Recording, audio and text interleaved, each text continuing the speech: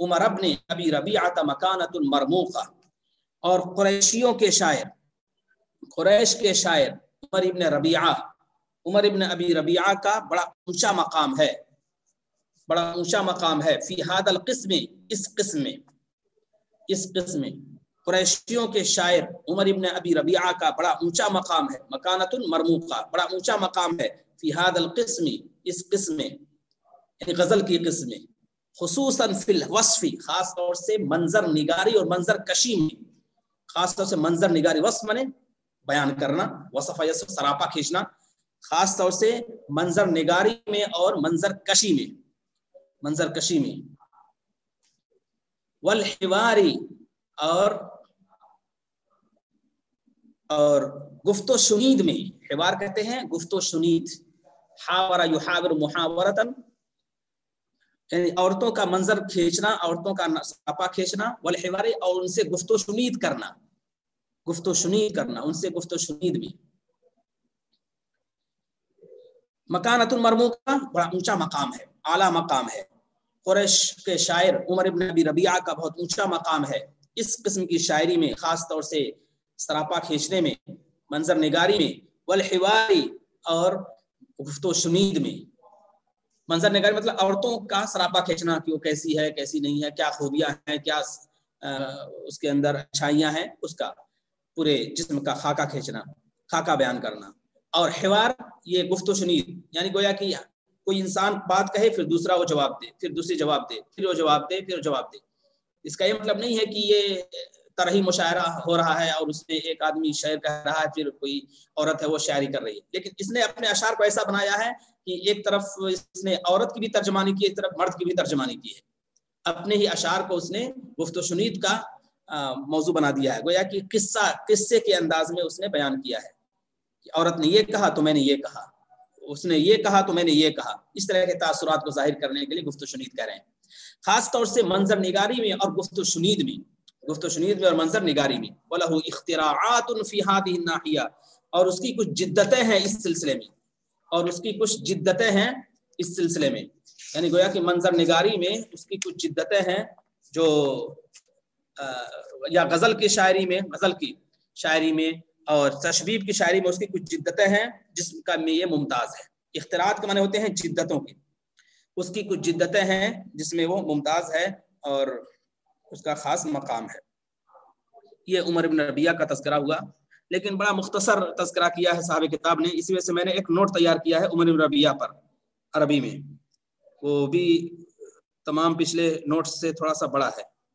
لیکن اس کو بھیج دیتے ہیں، پھر اس کو سامنے رکھیے اور پڑھیے کہ کس طرح سے اس کا تعارف کرایا گیا ہے، میں بھیج رہا ہوں فوٹو لے کے۔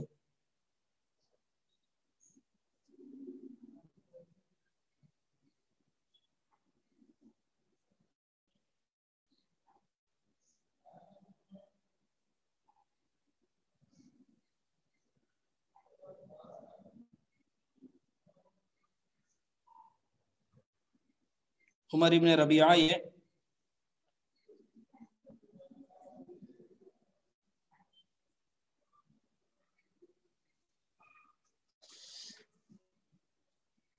عمر ابن عبداللہ ابن ابی ربیعہ ابن مغیرہ، عمر ابن عبداللہ ابن ابی ربیعہ بھیج دیا ہے، ہر ایک کے واٹس ایپ پہ پہنچ گیا ہوگا۔ تو عمر ابن عبداللہ ابن ابی ربیعہ ابن مغیرہ یہ اس کا پورا نام ہے۔ ولد عام 23، یہ سن 23 ہجری میں پیدا ہوا ہے، سن 23 ہجری میں پیدا ہوا ہے۔ وتوفی عام 93، اور 93 ہجری میں اس کی وفات ہوئی ہے، 93 ہجری میں اس کی وفات ہوئی ہے، 93 ہجری میں اس کی وفات ہوئی ہے، اور 70 سال کی عمر ہوئی ہے، 70 سال کی عمر ہوئی ہے، 70 سال کی عمر ہوئی ہے۔ 23 میں اس کی ولادت ہوئی ہے اور 93 میں اس کی وفات ہوئی ہے، 70 سال کی عمر میں۔ شاعر مخزومی قریشی، یہ قریشی شاعر ہے، بنو مخزوم کا قریشی شاعر ہے۔ کثیر الغزل والنوادر، یہ غزل اور انوکھے واقعات کو پیش کرنے والا، انوکھے واقعات کو پیش کرنے والا ہے، انوکھی باتوں کو پیش کرنے والا ہے۔ احد شعراء الدولۃ الامویہ، یہ اموی حکومت کے شعراء میں سے ایک شاعر ہے، اموی حکومت کے شعراء میں سے ایک شاعر ہے۔ احد شعراء الدولۃ الامویہ، اموی حکومت کے شعراء میں سے ایک شاعر ہے۔ اور فن، میں اس کا ترجمہ اور لفظ بلفظ نہیں کر رہا ہوں، بلکہ وضاحت کے ساتھ کرتے ہوئے بتا دیتا ہوں کہ کیا کیا خصوصیت ہے۔ اور غزل گو شعراء میں اس کا ایک مقام ہے، غزل ہی کو اس نے موضوع بنایا، بلکہ بعض لوگوں نے کہا ہے کہ غزل کا یہ امام ہے، رائد الشعراء الغزل، شعراء جو غزل کہتے ہیں ان کا یہ امام ہے، ان کا یہ سرخیل ہے۔ ایک خاص بات یہ ہے کہ جس دن حضرت عمر فاروق رضی اللہ تعالیٰ عنہ کی وفات ہوئی ہے، اسی دن اس کی ولادت ہوئی ہے۔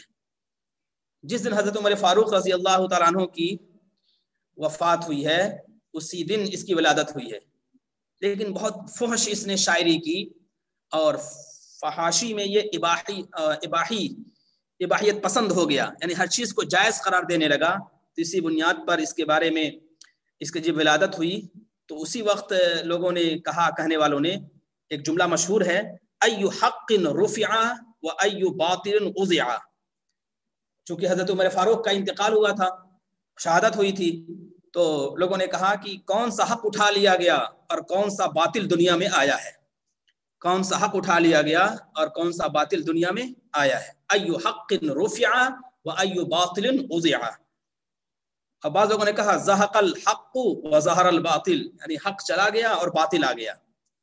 یہ خاص طور سے عورتوں سے غزل کے اشعار، عورتوں سے متعلق غزل کے اشعار کہتا تھا اور بہت چھیڑ چھاڑ کرتا تھا۔ ایک مرتبہ خلیفہ سلیمان بن عبد الملک نے اس سے پوچھا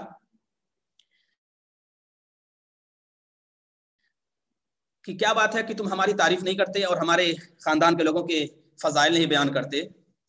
خلیفہ سلیمان عبد الملک نے اس سے پوچھا کہ کیا بات ہے کہ تم ہماری تعریف نہیں کرتے، ہمارے فضائل نہیں بیان کرتے۔